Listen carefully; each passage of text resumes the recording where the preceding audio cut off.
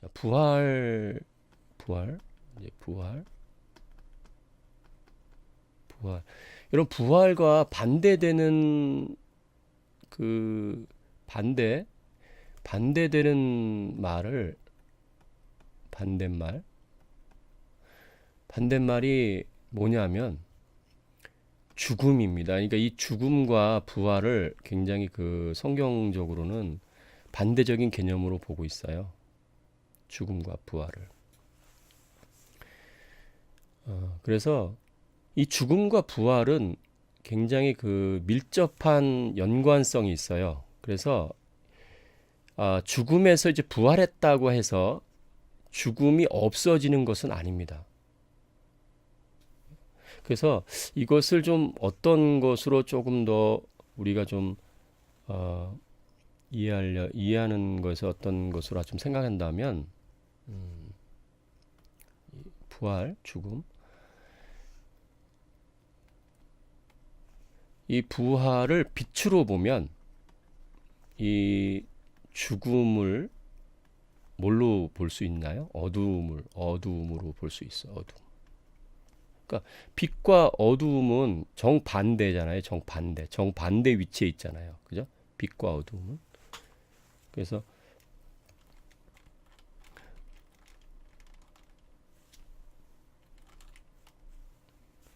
이 어두움은 빛이 이제 비춰지면 어두움이 사라지죠. 그리고 빛이 꺼지면 어두움이 나타나죠. 그러니까 이것을 부활과 죽음의 개념으로 생각하시면 굉장히 좋아요. 이 말이. 자, 빛과 어두움인데 이 어두움이라는 그 의미가 이제 어떻게 보면은 이제 우리가 일반적으로 우리가 이제 삶을 살아갈 때 우리 어두움에 거한다 그럴 때는 이제 뭐하고 좀 관련 있게 생각하면 우리가 어, 뭐 세상이라든지 뭐 육신이라든지 사탄이라든지 죄, 죄 이런 것을 보통 어둠이라 그래요. 어둠. 그래서 우리가 늘 이 어둠에서 해방되려면 빛으로 나와야 되는 거예요. 빛이 비춰질 때 어둠이 해방되는 거예요. 근데 이런 부분들을 우리가 성경을 통해서 잠깐 생각해 볼 수가 있는데 성경을 통해서 좀 생각해 볼 수가 있어요. 자요. 아까 육신이란 말이 우리가 보통 어둠이라 그랬는데 자, 로마서 8장을 보면 8장 보면 이런 말씀이 있어요. 육신과 그 영이라는 말로 이제 우리에게 설명을 하는데 육신을 따르지 않고 그 영을 따라 행하는 우리에게 율법의 요구가 이루어지게 하려 하심이니라. 육신을 따르는 자는 육신의 일을, 영을 따르는 자는 영의 일을 생각하나니 그랬어요. 근데 육신의 생각은 사망이요 영의 생각은 생명과 평안이니라. 자, 이 말씀을 여러분이 기억하시면서 육신의 생각, 여기 육신의 생각 있죠? 이 육신의 생각은 사망이에요, 사망. 이 육신의 생각은 사망. 그래서 우리가 이런 측에서 볼 때는 또 어떤 상황이 벌어지냐면 이 영을 따라가는 것, 성령을 따라 살아가는 것과 세상과 육신과 사단과 죄를 따라가는 것이 바로 연관이 돼요. 그래서 이 부활은 이 영과 관계되어 있고요. 죽음은 이 세상과 육신과 사탄과 죄하고 관계 있어요. 그래서 우리가 세상과 육신과 사탄과 죄에서 벗어나서 하나님의 빛 안에 거하려면, 부활에 참여하려면 하나님의 영을 쫓아야 된다 이런 말입니다. 이게 실제적으로 부활의 우리가 어떤 의미가 예수 그리스도께서 다시 살아나셨잖아요. 예수 그리스도가. 그래서 예수 그리스도가 부활하신 것이 저도 옛날에 교회를 다니면서 그런 생각 참 많이 했는데 부활절날 1년에 한 번 정도 하니까 이 부활절의 깊은 의미에 대해서 잘 몰랐단 말입니다. 예수님께서 부활하셨다. 예수님의 죽음에 대해서는 우리가 굉장히 많이 배웠는데 예수님께서 그 죽으심을 통해서 우리의 죄의 문제를 해결하셨는데 이 부활에 대한 것은 별로 우리가 배운 일이 별로 없어요. 그래서 이게 뭐가 문제냐면 죽음의 문제에 대해서 우리가 많은 전문가적인 지식을 갖고 있어도 부활에 대한 지식이 없으면 우리가 세상을 이길 수가 없습니다. 육신을 이길 수가 없고 사탄을 이길 수가 없고 죄를 이길 수가 없는 거예요. 그러니까 이런 지식이 굉장히 중요한 거예요. 그래서 여기서 우리가 조금 아까 제가 말씀드린 성경에서 말씀하는 이 상황들이 굉장히 중요한 상황이라는 것을 여러분에게 지금 말씀드리고 있는 거예요. 자요. 왜 그러냐면 여기 육신의 생각은 사망이고 영의 생각은 생명과 평안인데 육신을 따르는 자는 육신의 일을 생각하고 영을 따르는 자는 영의 일을 생각하는 거예요. 우리가 부활의 그 능력, 부활의 어떻게 보면 우리의 삶에 그 빛 안에 거하고 예수 그리스도 안에 거하고 승리의 삶을 사는 모든 것이 바로 여기에 있어요. 여기 영의 일을 생각하는 것과 관련이 있어요. 우리가 실패하는 이유는 육신의 생각을 많이 하는 거예요. 육신의 생각. 이 육신의 생각을 뭐라 그랬어요? 사망이라 했단 말입니다. 그래서 실제적으로 많은 분들이 이 사망이라는 것이 죽음을 얘기하잖아요. 아까 죽음, 부활과 반대적인 의미라고 얘기했잖아요. 근데 이 사망이라는 것이 어떤 증상이 있냐면 사망은 여러분 무덤 가보면 어떻습니까? 우울하죠. 우울해요. 굉장히 우울합니다. 그리고 컴컴합니다. 그리고 희망이 없습니다. 절망적이죠. 그런 것이 다 이 사망과 관련이 있는 거예요. 그러니까 여러분과 제가 삶을 살아가다가 우울해요. 희망이 없어요. 무슨 일을 해도 상관없지만 어떤 일이 잘 될 때는 그래도 하나님께 영광을 돌리고 했으면 어떤 일이 잘 안 되고 실패하면 아무런 희망이 없어져요. 자, 보세요. 그럴 때조차도 우리는 이 생각을 하셔야 돼요. 우리가 나한테 사망의 이런 증세가 일어나는데 이 원인이 어디 있을까? 내가 육신의 생각 속에 살았구나. 보세요. 영의 생각은 뭡니까? 영의 생각은 생명과 평안이잖아요. 생명과 평안. 우리가 어떠한 환경과 상관없이 우리가 잘 되든 건강이 악화되든 또 우리가 계획한 일이 틀어지든 사람 관계가 깨지든 우리 안에 생명과 평안이 있다면 우리는 영의 사람이에요. 영적인 사람이에요. 그것은 빛 안에 거하는 거고 부활 생명의 능력이 있는 거예요. 부활의 그 축복 안에 들어가는 거예요. 8장 7절 보면 육신의 생각은 하나님과 이 생각이 굉장히 중요합니다. 여러분 생각이 여러분이 어떠한 생각을 하느냐가 여러분이 하루 종일 생각을 오늘 돌이켜보시면 알아요. 내가 하루 종일 어떤 생각을 많이 했을까? 내가 정말 영의 생각을 많이 했는지 육의 생각을 많이 했는지 돌이켜보면 금방 답이 나오거든요. 이 육신의 생각은 하나님과 원수가 되나니 이는 하나님 법에 굴복하지 아니할 뿐 아니라 할 수도 없다 그랬어요. 이게 무슨 뜻입니까? 하나님의 법에 굴복하지 아니하고 의도적으로 할 수도 없다. 하나님의 뜻에 대한 것을 행할 수 있는 능력이 아무것도 없다. 뭐가? 육신의 생각이. 결국은 뭐예요? 육신에 있는 자들은 하나님을 기쁘시게 할 수 없다. 우리는 하나님의 영광을 위해서 산다 해요. 그리스도인들을 지금 이 로마서 8장은요. 여러분 잘 아시지만 7장과 8장의 차이가 있습니다. 7장은 육신에 거하는 그리스도인이에요. 육신에 거하는 그리스도. 어떻게 보면 육체를 쫓는 그리스도인의 실패를 보여준다면 이 8장은 영을 쫓는 사람들의 승리를 보여주고 있는데 이 8장에서도 여전히 하나님의 영광을 드러내지도 못하고 이런 죽음 가운데 거하는 사람이 있을 수 있는데 그게 누구냐? 육신에 있는 자들, 육신의 생각밖에 안 하는 자들이라고 지금 설명하고 있는 거예요. 그래서 형제들아 여기 8장 12절 보면 육신에게 져서 육신대로 살 것이 아니다. 부활 생명 안에서 살아야 된다. 그러면 어떤 뜻이냐? 너희가 육신대로 살면 반드시 죽을 것이로되 영으로서 몸의 행실을 죽이면 살리니. 영으로서. 이 영이 뭡니까? 성령이잖아요. 성령. 우리는 그릇이잖아요. 담는 존재잖아요. 무엇을 담아야 돼요. 무엇을 담았습니까? 우린 성령을 담았습니다. 여기 8장 11절 보십시오. 예수 믿는 사람은 여기 정확히 돼 있어요. 우리가 어떠한 사람인지. 만일 너희 속에 하나님의 영이 거하면 너희가 육신에 있지 아니하고 어디 있어요? 영에 있다 그랬어요. 영에 있다는 것이 뭐냐면 하나님의 영이 거하시면, 하나님의 영이 우리 안에 거하시면, 거듭난 사람은 육신에 있지 아니하고 영에 있다 그랬어요.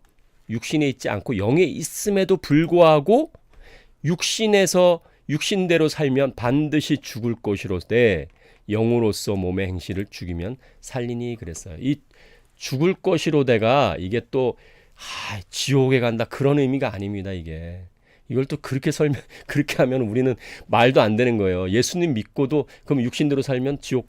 예수님 믿고 나셔도 어느 때까지는 육신대로 살 수밖에 없어요. 우리가 이런 지식이 없고 말씀에 대한 어떤 그 분명한 이해가 없으면 육신대로 살아요. 그러면 이게 무슨 뜻이냐면 일찍 죽을 수 있다는 얘기입니다. 하나님께서 우리에게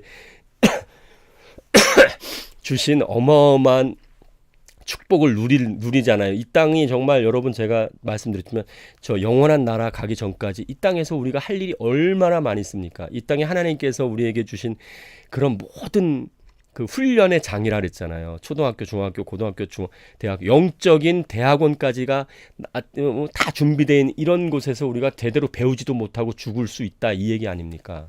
그래서 14절 보니까 무릇 하나님의 영으로 인도함을 받는 사람은 곧 하나님의 아들이라. 정말 우리 안에 담겨진 하나님의 영, 예수 그리스도의 영, 그 인도함으로 사는 사람, 그 사람들이 곧 하나님의 영이다. 율법으로 사는 사람들이 하나님의 아들이 아니다.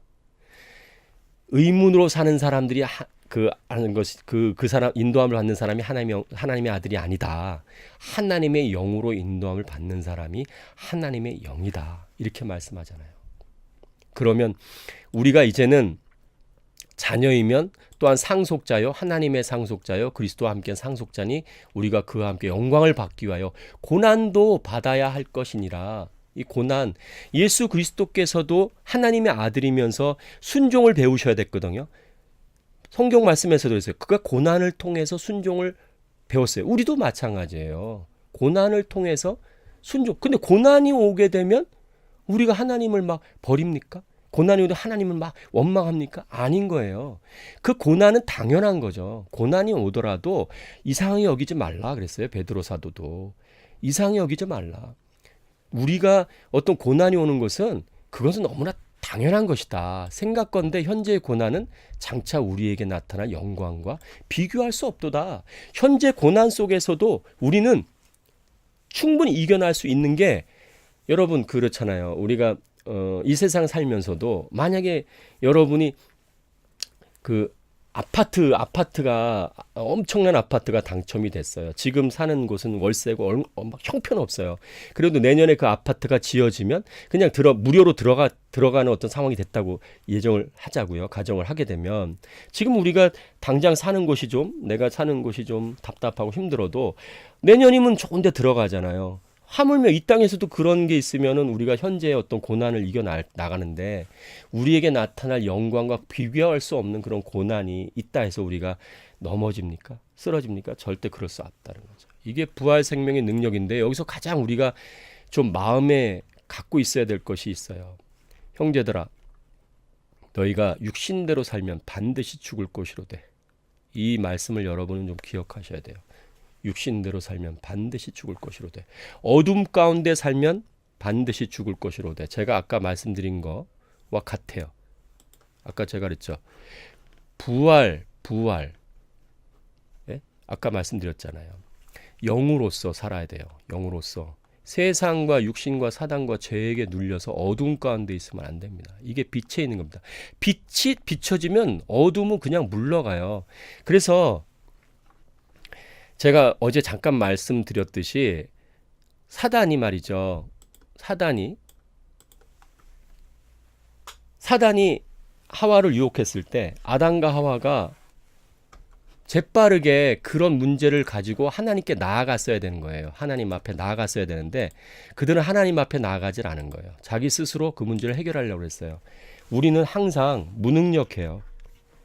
근데 우리가 항상 우리를 갈고 닦은다면, 여러분과 제가 무능력하다는 것을 알면, 그릇이 이쁨은 얼마나 이쁘겠습니까? 그 안에 보배가 담긴 것이 중요하지. 그릇을 갈고 닦아야 그릇밖에 더 되겠어요. 그릇을 갈고 닦는 거예요, 항상. 우리의 어떤 문제가 닥치거나 우리 세상과 마귀와 죄와 이런 육신에 의해서 우리가 공격을 받으면 그 영으로, 빛으로 가야 돼요. 하나님이 어떠한 뜻인지. 근데 우리는 항상 그렇게 훈련받았기 때문에, 그렇게 살아왔기 때문에 예수 믿기 전에도, 예수님을 알기 전에도 우리 힘으로 살아왔잖아요. 그게 사단의 영에 속아서 그 안에서 종로로 타는 것도 몰랐지만 항상 내 힘으로 살아온 것이 습관이 되어 있기 때문에 예수님을 믿어도 내 힘으로 하려고 그래요. 내 힘으로. 나의 힘은 내게 능력 주시는 자 안에서 내가 무엇이든지 할 수 있는 거지, 내게 능력 주시는 자 아니면 나는 아무것도 할 수 없는 존재라는 것을 인정하면, 깨달으면 우리가 이제 그 영으로, 하나님의 영으로, 하나님의 능력으로 사는 삶으로 말미암아 우리가 세상과 마귀와 죄와 이 사단, 이 모든 어두움을 물리친 예수님의 그 부활 생명 안에서 우리도 항상 승리하는 삶을 살 수 있는데도 불구하고 우린 자꾸 어두운 방향으로 나가는 거예요. 그게 로마서 7장인 거예요. 자기 힘으로 해보려고 하는 거예요. 그랬더니 내가 율법을 즐거워하되 내 안에 또 다른 법이 있어서 내가 그것을 행하려고 하니까 죄로 나를 사로잡아서 죄 가운데 떨어지더라. 다시 로마서 7장으로 자꾸 가는 거예요. 육신적인 그리스도인 거죠, 어떻게 보면. 근데 이 과정이 필요합니다. 떨어져 봐야 우리가 또 이해를 합니다. 아, 내가 또 내 힘으로 살았구나. 주님. 또 제가 육신의 생각을 했네요. 육신의 생각이라는 것이요, 물론 사단과 죄와 세상이라는 부분은 좀 그렇지만 육신이라는 것은 항상 나를 의지하는 거거든요. 이 나를 의지하는 것이 육신이에요. 육신. 그래서 그런 말 여러분 들어봤죠? 내 안에 선한 것이, 그 찬양 보소서 주님 나의 마음을 선한 것 하나 없습니다. 그 찬양 있잖아요. 다 아실 텐데. 선함이 없다는 것을 인정을 하면, 와, 정말 내가 이제는 육신의 생각, 영의 생각, 이 차이점에 대한 부분을 우리가 명확히 보게 돼요. 내 안에 선한 것이 없다면, 내가 육신의 생각을 항상 해오던 사람이라는 것을 인식하면 이제는 내 생각을 좀 바꿔서 영의 생각, 하나님의 생각, 위의 것을 찾고, 이 하나님께서 우리에게 바라시는 그 뜻, 하나님의 뜻이 무엇인가 분별하는, 여기에 우리가 초점을 많이 맞춰야 되는데, 그냥 우리는 그냥 교회에 나갈 때나 특별히 뭐 어떤 예배에 참석할 때나 그럴 때를 분리해서 할 때가 많아요. 삶을 살아갈 때는 거의 그냥 내 방법대로 살고, 또 어느 순간 교회 가서 예배 드릴 때거나 또 우리가 큐티를 하거나 또 혼자 그럴 때는 또 하나님의 생각을 하는 것 같고 그렇거든요. 근데 우리가 매일 매순간 항상 기뻐하라, 쉬지 말고 기도하라, 범사에 감사하라, 범사에 감사하라. 우리가 먹든지 마시든지 무엇을 하든지 하나님의 영광을 위해서 하라. 이 모든 이런 말씀들은 그냥 어느 부분만 하나님이 계시고 어느 부분은 하나님이 안 계시고 그게 아니고, 우리가 숨을 쉬는 이 모든 것이, 우리가 살아가는 이 모든 우리의 삶 속에 하나하나 거기에 주님이 계시고 항상 우리와 동행한다는 그 생각, 인식을 늘 하셔야 됩니다. 이것부터 하셔야 됩니다. 생각부터 하셔야 됩니다. 영의 생각이 무지하게 중요합니다. 영의 생각은 영의 일을 생각하게 돼요. 그래서 영의 생각은 결국 영의 일을 생각하게 되고 영의 일을 행하게 돼요. 시작부터가 우리는 많은 부분에서 부족하기 때문에 하나님의 뜻을 이루기가 역부족이죠. 항상 나, 노력, 내 재능, 여기를 자칫하면 그거를 우리가 붙들게 돼요. 아닌 것 같았는데 돌이켜보면 그걸 붙들게 돼요. 근데 이게 내가 이게 주님의 뜻대로 어떤 말씀대로 행한다 해서 그게 주님의 뜻대로 아닐 수도 있다는 것을 뭘로 아냐면 결과적으로 알아요. 결과적으로. 열매를 보면 알아요. 그래서 여러분과 제가 이제 예를 들어서 어떤 깨달음이 왔어요. 하나님 뜻을 깨달았어요. 아니면 알았어요. 아니면 하나님 말씀을 통해서 이렇게 행해야 되는구나 알았어요. 근데 내가 하여튼 했어요. 했는데 그 끝난 다음에 그 일이 끝난 다음에 나한테 어떠한 것이 오느냐에 따라서 달라요. 그 일이 성공했어요. 근데 내가 막 성공하면 예를 들어서 그 일이 성공했을 때 와 정말 뿌듯해요. 기분이 좋아요. 옆에서 칭찬하면 으쓱해요. 이것은 누구 힘으로 한 겁니까? 자신의 힘으로 한 겁니다. 또 하나 내가 그 일을 했어요. 근데 실패했어요. 막 비난을 받아요. 그럼 막 화가 나고 막 짜증이 나요. 이건 누구 힘으로 한 겁니까? 내 힘으로 한 겁니다. 하나님의 힘으로 할 때는요. 어떠한 일이 잘 돼도요. 내가 자랑할 것이 하나도 없어요. 오히려 부끄러워요. 하나님. 정말 나 같은 사람을 통해서 어떻게 이런 일을 하셨을까요? 정말 하나님 대단하십니다. 이렇게 돼야 되고요. 내가 실패했어요. 실패했을지라도 그것 때문에 비난받는 거, 고난이 오는 거, 그거 두려워하면 안 돼요. 현재 고난은 장차 우리의 영광과 비교할 게 없잖아요. 그리고 우리는 항상 그리스도의 종이에요. 순종의 종이잖아요. 종은 망하지 않습니다. 종이 망할 때가 딱 한 번 있습니다. 누가 어떨 때 망하냐? 주인이 망하면 망합니다. 근데 주님이 우리의 주인인데 주님이 망해야 내가 망하는 거예요. 우리는 절대로 망할 수가 없어요. 주님의 종들은. 예수님이 망할 수 있나요?